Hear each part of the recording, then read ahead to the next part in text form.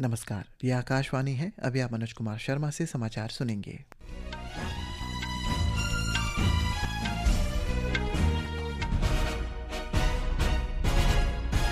पहले मुख्य समाचार।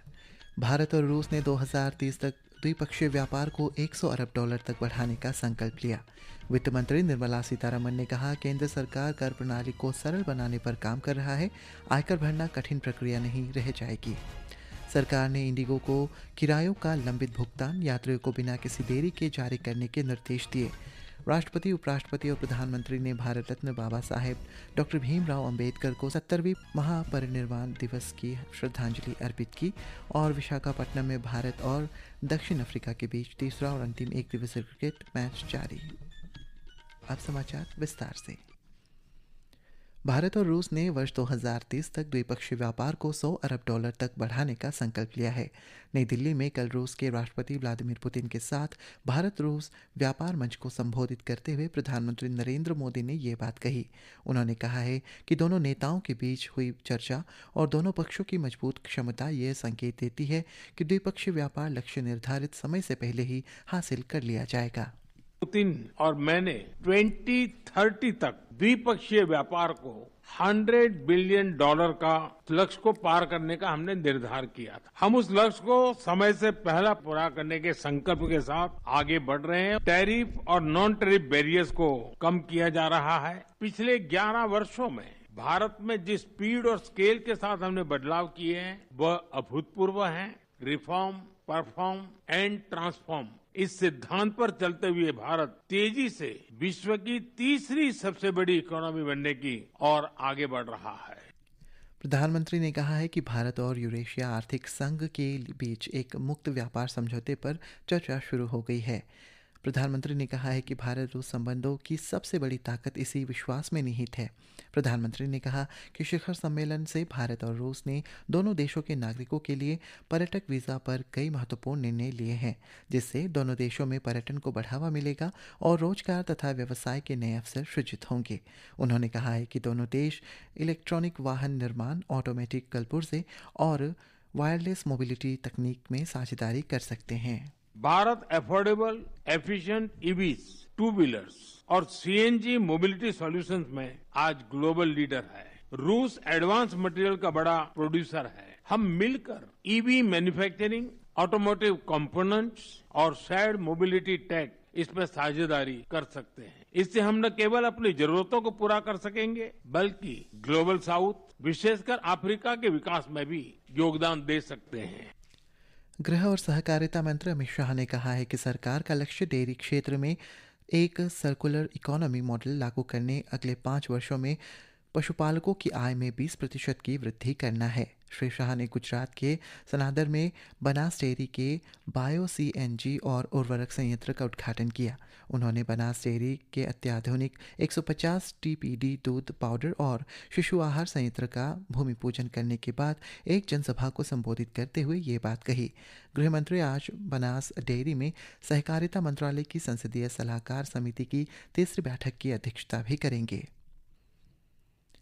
वित्त मंत्री निर्मला सीतारमण ने कहा है कि केंद्र कर प्रणाली को सरल बनाने के लिए काम कर रहा है और आयकर अब एक कठिन प्रक्रिया नहीं रह जाएगी। नई दिल्ली में आज एक निजी मीडिया संस्थान के शिखर सम्मेलन को संबोधित करते हुए उन्होंने कहा है कि नागरिकों के उत्थान के लिए आयकर स्लैब को और अधिक पारदर्शी और सरल बनाया जा रहा है। उन्होंने कहा है कि सरकार पिछले 2 वर्ष में सीमा शुल्क में लगातार कमी कर रही है और सीमा शुल्क को सरल और अधिक पारदर्शी बनाने के उपाय भी साथ ही कर रही है। उन्होंने कहा है कि मध्यम वर्ग में बचत कम नहीं हो रही है बल्कि आज वो निवेश में बदल रही है। Savings is also investment today. आज बचत भी एक निवेश है और इसलिए अगर आप इन सभी विभिन्न श्रेणियों के कुल योग को देखें तो बचत कम नहीं हो रही है। और चाहे वो किसी प्रकार की बैंक सहायता के माध्यम से हो या बैंक से लिए गए ऋण के माध्यम से, मुझे लगता है कि संपत्ति भी बढ़ रही है और वास्तव में ये मध्यम वर्ग के हाथों में बढ़ रही है। It's actually increasing in the hands of the middle class. नागरिक उड्डयन मंत्रालय ने इंडिगो को यात्रियों को किरायों का लंबित भुगतान बिना किसी देरी के जारी करने के निर्देश दिए हैं। मंत्रालय ने कहा है कि सभी रद्द या बाधित उड़ानों के लिए भुगतान प्रक्रिया कल रात 8 बजे तक पूरी हो जानी चाहिए। एयरलाइनों को ये भी निर्देश दिया गया है कि वे उन यात्रियों से कोई पुनर्निर्धारण शुल्क न ले जिनकी यात्रा विमान रद्द होने के कारण प्रभावित हुई है। भुगतान प्रक्रिया में किसी भी प्रकार की देरी या अनुपालन न होने पर तत्काल कार्रवाई की जाएगी। इस बीच दिल्ली हवाई अड्डे पर उड़ान संचालन फिर से सामान्य हो रहा है। हवाई अड्डा प्राधिकरण ने बताया है कि इंडिगो की कुछ उड़ानें प्रभावित रहेंगी। उनसे यात्रियों को असुविधा से बचने के लिए हवाई अड्डे के लिए रवाना होने से पहले एयरलाइन से उड़ान की नवीनतम स्थिति की जानकारी लेने की सलाह दी है। प्राधिकरण रुकावटों को कम करने और यात्रियों के लिए सुगम यात्रा सुनिश्चित करने के लिए सभी हितधारकों के साथ समन्वय कर रहा है। लोगों को नवीनतम उड़ान स्थिति के लिए आधिकारिक वेबसाइट www.newdelhiairport.in देखने की सलाह दी गई है। नागर विमानन मंत्रालय यात्रियों को किसी भी प्रकार के ज़्यादा किराए से बचने के लिए सभी प्रभावित मार्गों पर उचित और सही किराया सुनिश्चित करने के लिए काम कर रहा है। कुछ एयरलाइनों द्वारा बहुत अधिक हवाई किराए वसूले जाने के मामलों को गंभीरता से लेते हुए मंत्रालय ने सभी एयरलाइनों को निर्देश जारी कर अब निर्धारित किराया सीमा का कड़ाई से पालन करने का अनिवार्य करने को कहा है। ये सीमाएं तब तक लागू रहेंगी जब तक स्थिति पूरी तरह से सामान्य नहीं हो जाती। इसका उद्देश्य बाजार में मूल्य निर्धारण अनुशासन को बनाए रखना है। राष्ट्र आज भारत रत्न बाबा साहेब डॉक्टर भीमराव अंबेडकर को उनकी 70वीं पुण्यतिथि महापरिनिर्वाण दिवस पर श्रद्धांजलि अर्पित कर रहा है।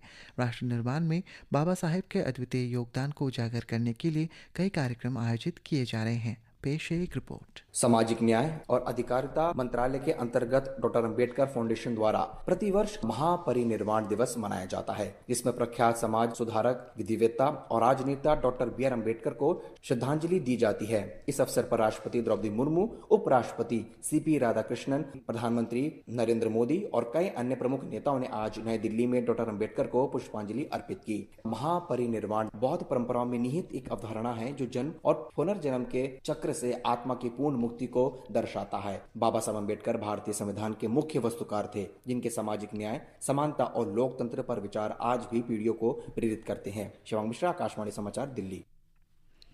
सेना अध्यक्ष जनरल उपेंद्र द्विवेदी ने सेना कमांडरों से वर्तमान और भविष्य के युद्ध क्षेत्रों की ज़रूरतों को पूरा करने के लिए एकजुटता, एकीकरण और नवाचार को मजबूत करने को कहा है। कल नई दिल्ली में द्विवार्षिक मैकेनाइज्ड इन्फेंट्री कमांडर सम्मेलन में उन्होंने बहुक्षेत्रीय युद्ध में विकसित हो रही समकालीन रणनीतियों, तकनीकों और प्रक्रियाओं पर बल दिया। सर्वोच्च न्यायालय ने आश्वासन दिया है कि न्यायिक प्रक्रिया में आर्टिफिशियल इंटेलिजेंस (AI) के इस्तेमाल के मामले में न्यायाधीश अत्यधिक सावधानी बरत रहे हैं।